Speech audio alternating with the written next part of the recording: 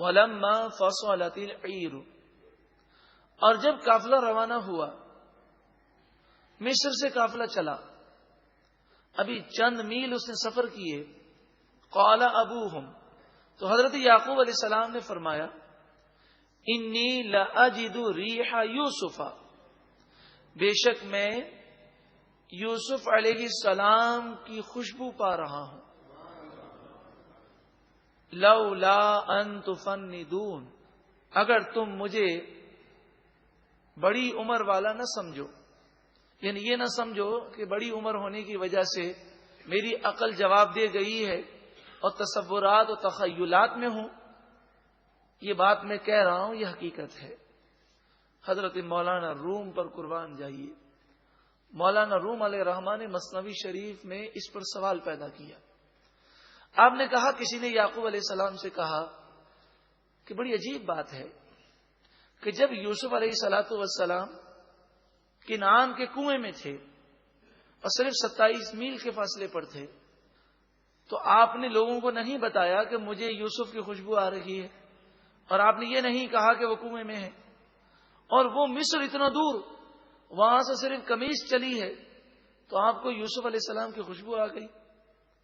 تو حضرت یعقوب علیہ السلام نے جو جواب دیا، حضرت مولانا روم علیہ الرحمٰن نے یہ بیان کیا، فرمایا یعقوب علیہ السلام نے کہ ہم اللہ والوں کی کیفیات دو طرح سے ہیں، کہ جب ہم اللہ کی یاد میں گم ہوتے ہیں اور استغراقی کیفیات ہوتی ہیں، ہم اللہ کی جلووں میں اور اس کی تجلیات میں ایسے گم ہوتے ہیں کہ اپنے آپ کی طرف ہماری توجہ نہیں ہوتی، اپنے لباس کی طرف بھی توجہ نہیں ہوتی، اور جب ہم ان لمحات میں فیض لے کر قال میں آتے ہیں، ہم اپنے ذہنی طور پر دنیا پر توجہ دیتے ہیں، تو وہ استغراقی کیفیات میں جو اللہ کے نور سے ہم نے فیض لیا ہوتا ہے، اس کا نتیجہ یہ ہوتا ہے کہ جب ہم اس سے نکلتے ہیں تو ساری دنیا ہمارے سامنے ایسے ہوتی ہے جیسے ہتھیلی میں رائی کا دانہ ہے۔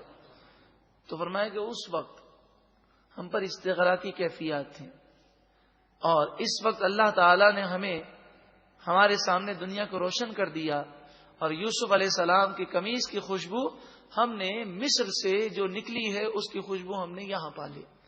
تو یہ اولیاء اللہ کی مختلف حالتیں ہوتی ہیں، اللہ تبارک و تعالی کی جب وہ یاد میں گم ہوتے ہیں، بلکہ یہاں تک کہ بعض مفسرین نے فرمایا کہ حضرت یعقوب علیہ السلام نے اپنے حال کو چھپایا، آپ رو تو رہے تھے اللہ کے خوف سے، لیکن آپ حضرت یوسف علیہ السلام کا ذکر کرتے، کیونکہ اللہ کے نیک بندوں میں سے بعض نیک بندے وہ ہوتے ہیں کہ جو نیکی تو کرتے ہیں لیکن وہ اپنی نیکی کو چھپانے کی کوشش کرتے ہیں۔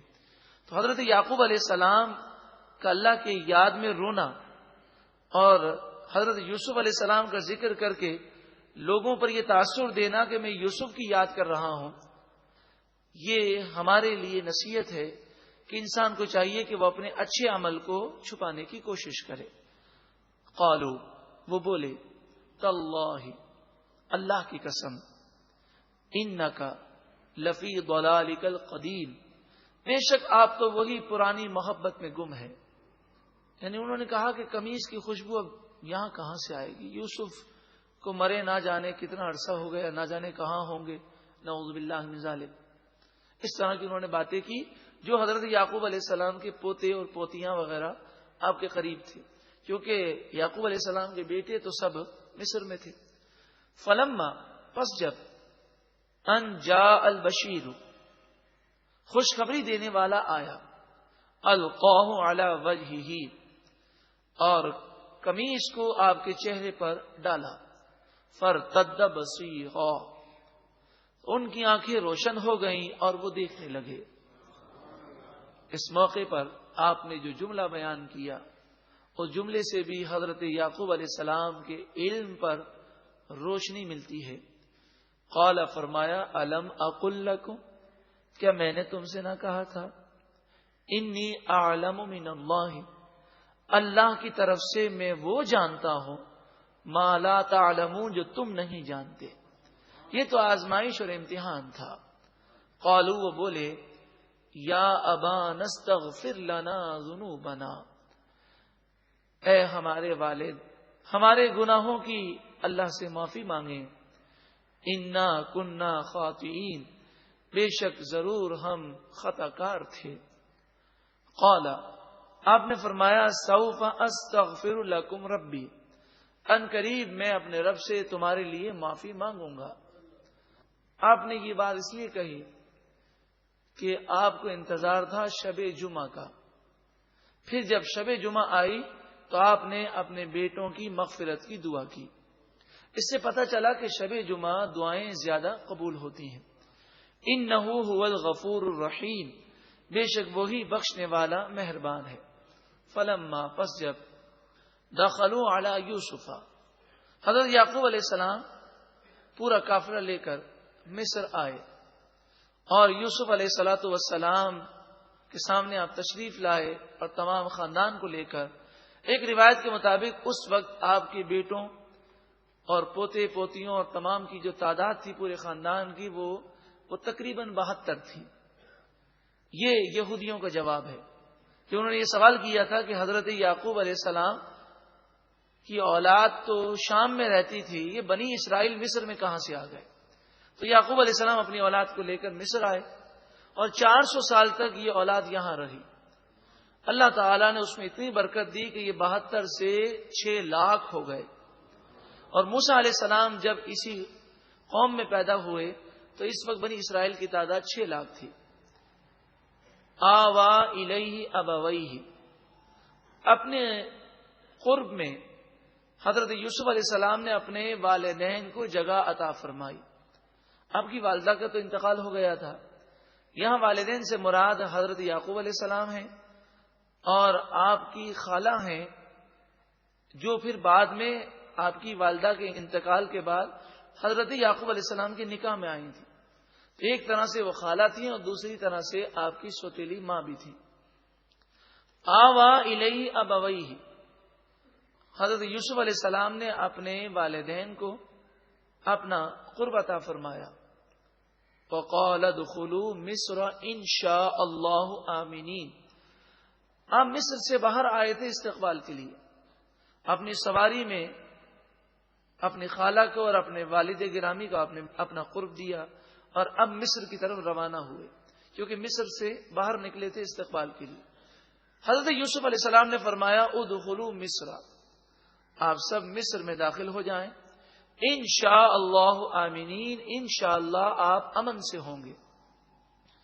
وَرَفَعَ أَبَوَيْهِ عَلَى الْعَرْشِ، اپنے والدین کو تخت پر آپ نے بلند کیا، یعنی اپنے شاہی تخت پر والدین کو بٹھایا، اور جیسے ہی آپ اپنی کرسی پر بیٹھے وَخَرُّوا لَهُ سُجَّدًا، وہ تمام کے تمام آپ کے لیے سجدے میں گر گئے، یعنی آپ کے بھائیوں نے، آپ کے والد نے اور آپ کی خالہ نے اور دیگر آنے والے تمام مہمانوں نے آپ کو سجدہ تعظیمی کیا۔ یہ پہلے ہی مسئلہ آپ سماعت کر چکے ہیں کہ سجدے کی 2 قسمیں ہیں۔ ایک سجدہ ہے کسی کی عبادت کے لیے سجدہ کرنا، کسی کو الہ خدا معبود سمجھ کے سجدہ کرنا، یہ پہلے بھی شرک تھا، اب بھی شرک ہے۔ دوسرا سجدہ کسی کی تعظیم کے لیے سجدہ کرنا، اسے خدا نہ سمجھا جائے، خدا کا بندہ سمجھا جائے، مگر اس کی تعظیم کے لیے سجدہ کیا جائے۔ یہ پچھلی شریعتوں میں جائز تھا، لیکن شریعت محمدیہ صلی اللہ علیہ وسلم میں یہ بھی حرام، گناہ کبیرہ اور جہنم میں لے جانے والا کام ہے، تو پچھلی شریعت میں جائز تھا۔ اب سجدہ صرف اور صرف اللہ کی ذات کے لیے ہو سکتا ہے۔ ہم سجدہ کریں گے، چاہے عبادت کا سجدہ ہو، چاہے تعظیمی سجدہ ہو، وہ صرف اور صرف اللہ ہی کو ہو سکتا ہے، اللہ کے علاوہ کسی اور کے لیے سجدہ جائز نہیں۔ وَخَرُّوا لَهُ سُجَّدًا، سب آپ کے لیے سجدے میں گر گئے۔ وَقَالَ يَا أَبَتِ، آپ نے کہا اے میرے والد، هَذَا تَأْوِيلُ رُؤْيَايَ مِن قَبْلُ، یہ میرے اس خواب کی تعبیر ہے جو میں نے اس سے پہلے دیکھا تھا، اور جس کی تعبیر یہ تھی کہ آپ کو اللہ بادشاہت دے گا، نبوت کا آپ اعلان کریں گے اور تمام آپ کے بھائی آپ کو سجدہ کریں گے. جو آپ نے دیکھا تھا کہ ایک سورج، ایک چاند اور 11 ستارے آپ کو سجدہ کر رہے ہیں. آپ نے اللہ کا شکر ادا کیا. قد جعلها ربی حقا، بے شک میرے رب نے اسے سچا کر دکھایا. خواب کی اپنی حقیقت ہے، لیکن خواب کی تعبیر کا علم ایک مشکل ترین علم ہے. فی زمانہ اس کے ماہرین نایاب ہیں. لہذا ہمارے لیے یہ حکم ہے کہ اچھا خواب دیکھیں تو اللہ کا شکر ادا کریں، 2 رکعت نفل شکرانے کی پڑھیں، اور اگر برا خواب دیکھیں تو آنکھ کھلتے ہی ہو سکے تو 3 مرتبہ اعوذ باللہ من الشیطان الرجیم پڑھ کر اپنے بائیں کندھے کی طرف تھو تھو کر دیں. یعنی تھوکنا نہیں ہے، اس طرح تھو تھو کرنا ہے جسے شیطان کو ہم دھتکار رہے ہیں. اور اگر دوبارہ سونا ہو تو کروٹ بدل کے سو جائیں. اگر کوئی ڈرانا خواب ہو تو کوئی صدقہ کر دیں، 2 رکعت نفل توبہ کی پڑھ لیں، اور اس خواب کا ذکر کسی سے نہ کریں. اور اچھا خواب ہو تو صرف اسی سے ذکر کریں جو زبان کی احتیاط کرتا ہو، نیک آدمی ہو اور آپ کا محسن ہو. عقید جہاں صلی اللہ علیہ وآلہ وسلم کی احادیث کی روشنی میں علماء بیان کرتے ہیں کہ جو یہ کام کر لے گا اسے کوئی برا خواب نقصان نہیں پہنچائے گا. وقد احسن بی اذ اخرجنی من السجن، اور بے شک میرے رب نے مجھ پر احسان کیا جب مجھے جیل خانے سے باہر نکالا. وجاء بکم من البدو، اور مجھے ایک دیہات سے باہر لے آیا. میں اس گاؤں سے نکل کر مصر آیا اور میرے لیے مصر میں بادشاہت عطا فرمائی. من بعد اس کے ان نزغ الشیطان بینی و بین اخوتی، شیطان نے میرے اور میرے بھائیوں کے درمیان نفرت کو ڈال دیا. اس میں مفسرین فرماتے ہیں کہ حضرت یوسف علیہ السلام کے صبر پر اور آپ کے عفو و درگزر پر قربان جائیے کہ معاف جب کر دیا تو اس کے بعد یہ نہیں کہا کہ میرے بھائیوں نے تو میرے ساتھ یہ کیا، وہ تو مجھے تباہ کرنا چاہتے تھے، اللہ نے مجھے غلبہ دے دیا. اس طرح کی باتیں کر کے بھائیوں کو ملامت نہیں کیا، بلکہ اس کام کی نسبت شیطان کی طرف کر دی کہ میرے بھائی تو میرے بھائی ہی ہیں، بس شیطان نے ہمارے درمیان پھوٹ ڈال دی. ان ربی لطیف لما یشاء، بے شک میرا رب جس کے لیے چاہے آسانی فرما دیتا ہے. لطیف کے ایک معنی ہے آسانی فرمانے والا. یا لطیف 129 مرتبہ جو کوئی روزانہ پڑھے اس کا دل بھی منور ہو جاتا ہے، دل کی سختی بھی دور ہوتی ہے. اور الحمدللہ یا لطیف 129 مرتبہ پڑھنے سے مختلف مسائل میں بھی آسانی ہو جاتی ہے، مشکلات اس کے لیے آسان ہوتی ہیں. انہ هو العلیم الحکیم، بے شک وہی علم والا حکمت والا ہے. ربی، اے میرے رب، قد آتیتنی من الملک، بے شک تو نے مجھے بادشاہت عطا فرمائی. وعلمتنی من تأویل الاحادیث، اور مجھے باتوں کا انجام سکھایا، یعنی خوابوں کی یقینی تعبیر کا علم دیا. فاطر السماوات والارض، اے زمین اور آسمان کو پیدا کرنے والے. انت ولی فی الدنیا والآخرہ، تو ہی میرا حقیقی دوست ہے دنیا اور آخرت میں، میرا مددگار ہے، میرا مولا ہے. اب آپ نے اتنی حمد و ثنا کرنے کے بعد 2 چیزوں کو سوال کیا. نبی ہیں، معصوم ہیں، ہمارے لیے تعلیم ہے. توفنی مسلمن، ایمان کی حالت میں تو مجھے وفات عطا فرما. مسلمن، مجھے وفات دے. مسلمن، اس حال میں کہ میں مسلمان ہوں.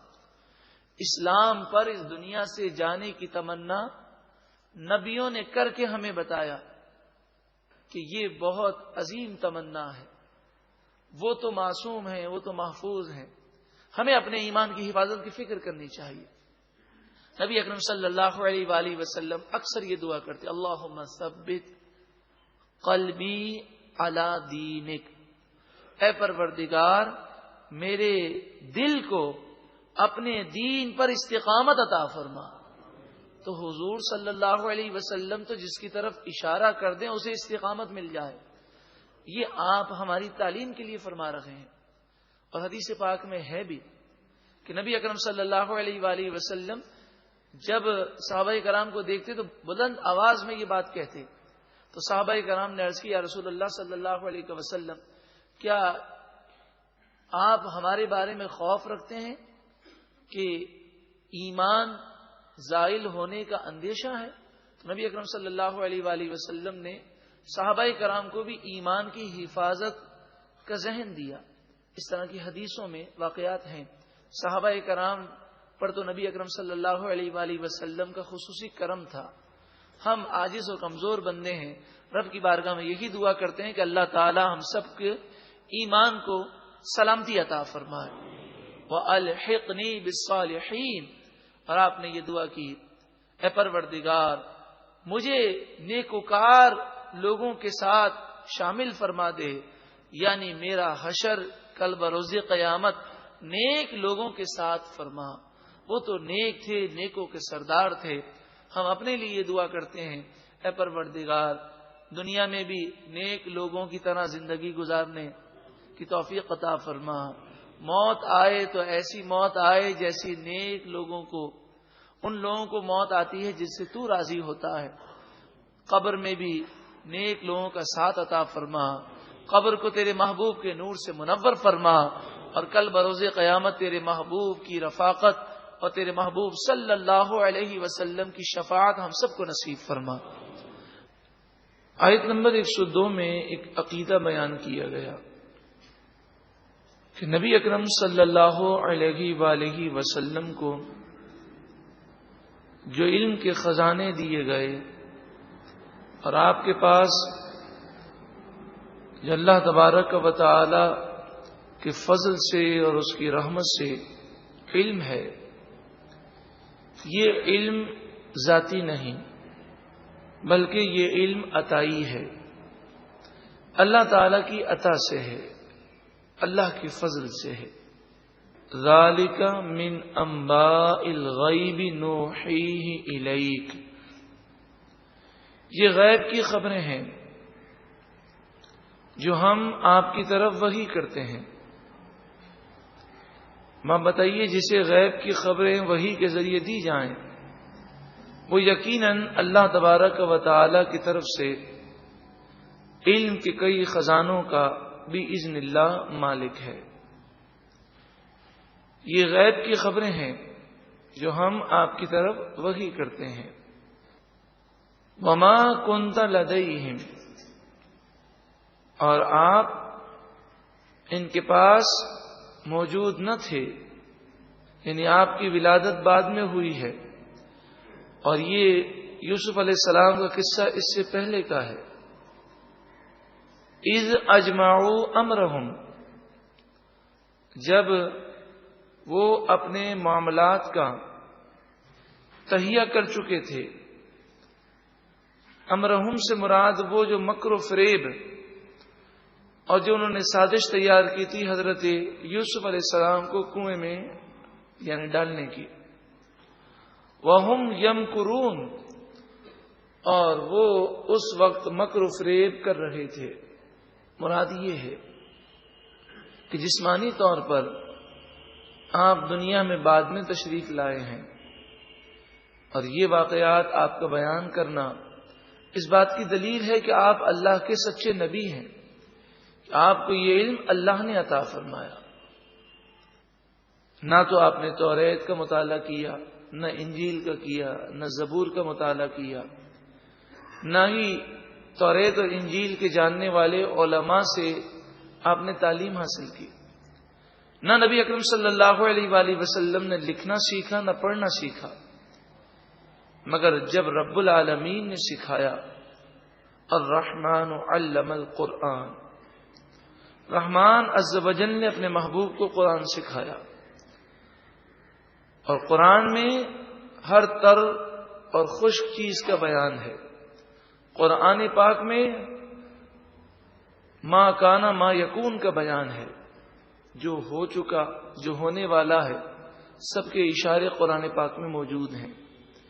تو جب رحمان عز و جل نے اپنے محبوب کو قرآن سکھا دیا اور سکھانے والا اللہ رب العالمین ہے، تو رسول اللہ صلی اللہ علیہ وآلہ وسلم کو علم کے وہ خزانے ملے کہ ساری مخلوق کا اگر علم جمع کر لیا جائے تو نبی اکرم صلی اللہ علیہ وآلہ وسلم کے علم کے خزانوں کے ایک ذرے تک بھی وہ نہیں پہنچ سکتے. ساری مخلوق میں سب سے زیادہ علم رسول اللہ صلی اللہ علیہ وسلم کو عطا کیا گیا. وما اکثر الناس ولو حرصت بمؤمنین، تم کتنا ہی چاہو اکثر لوگ ایمان نہیں لائیں گے. ایمان اسے ہی نصیب ہوگا کہ جس پر اللہ کا فضل ہوگا، اور اللہ کا فضل ان لوگوں پر نازل نہیں ہوتا جن کے گناہوں کی وجہ سے اللہ ناراض ہو گیا. وما تسألهم علیہ من اجر، ارے محبوب صلی اللہ علیہ وسلم، آپ اس تبلیغ دین پر ان کافروں سے کوئی اجرت نہیں مانگتے. آپ تو اللہ کی رضا کے لیے تبلیغ دین کرتے ہیں. ان ہوا الا ذکر للعالمین، یہ قرآن تو تمام جہان والوں کے لیے نصیحت ہے. اس میں نصیحت کی وہ باتیں ہیں جو دل کے زنگ کو دور کر دیتی ہیں. وَلَمَّا فَصَلَتِ الْعِيرُ، اور جب قافلہ روانہ ہوا، مصر سے قافلہ چلا، ابھی چند میل اس نے سفر کیے. قال ابوہم،